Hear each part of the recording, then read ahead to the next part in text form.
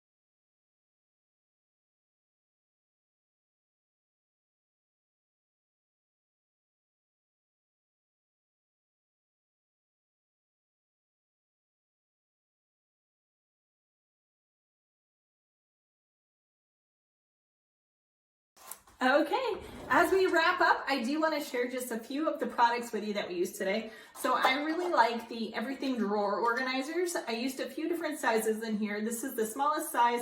As you can see, it's good for hair clips, hair ties. One size up from that, I use it for things like chapstick, nail clippers, those types of things. And then I also will occasionally use these clear bins. They're just a little bit longer, a little bit taller, so good for things like toothpaste.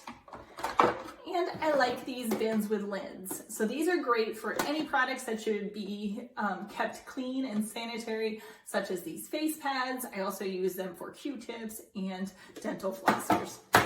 And then lastly, the product that I use, this is called Museum Gel. If you make just a little pea-size amount, you can actually put a little underneath your bins to keep them from sliding around in your drawer. So there you go, the products we use today. Okay, last thing I'm going to share with you today is both a tip and a product. If you have something that has a really long cord, so this is even taller than I am, the best way that you can wrap this up is to actually take the product and the end of the cord and wrap this way. So what this will do, it'll make it a lot faster to wrap up. It'll also keep your cord itself from getting all those little kinks from being wrapped. So there you go. Great ways to manage really long cords. The other thing you might notice in my video is that I have this little container. And what this is it's a flat iron container so that when you are done using your flat iron, you can put it straight into this little bag. You don't have to worry about leaving it out on the counter. I used this a lot when I was traveling and had to check out in the mornings. Usually the last thing I did was flat iron my hair, put it in this bag, put it in my suitcase, and head out the door. So there you go. Hope that was helpful.